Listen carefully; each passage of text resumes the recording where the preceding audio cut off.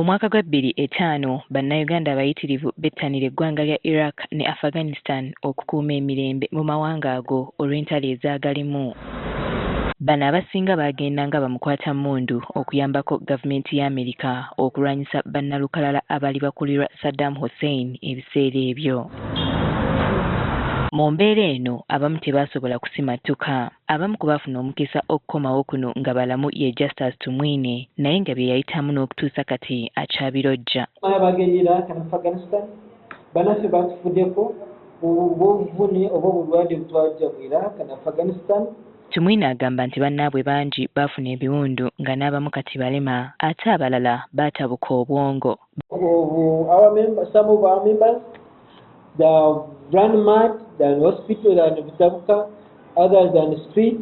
Kino passport ye yagenda mu Iraq, wano wuna ali mu Iraq, kati wano wuno. Obulwadde bwe yafuna eri yazaala omwana disformed because of war effects. Tasobola kwogera, tasobola kwaki atambula mu kagaali. Bano batutegeezezza nti nga basimbula okuva wano baatwalibwa kampuni z'ebyokwerinda ez'obwannannyini era waliwo obukwakkulizo bwe bakkaanyaako. Akamu ku bukwakkulizo buno yali ensonga ya ssente era nga gavumenti ya Amerika ye yalina okubasasula. But unfortunately, those companies, they cheated our salaries, the ones we are supposed to be paid according to our rate of authorization. Kyokka ekikuba ennaku nti abamu ku bano tebafunanga ssente zaabwe ze baakubirako emmundu mu mawanga gano. Get our own money and prepare ourselves and treat ourselves. Returnees we are cheated. We served the US government with dignity, with honor, but unfortunately the US security companies cheated us.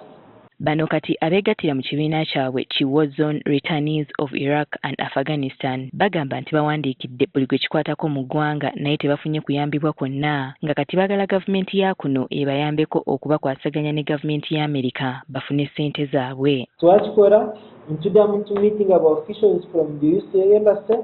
One was from US Department of Defense, another one was from US Department of State. Batugamba nti gavumenti ya Amerika tegenda kukwatagana n'ebitongole bya Uganda gavumenti byetamanyi.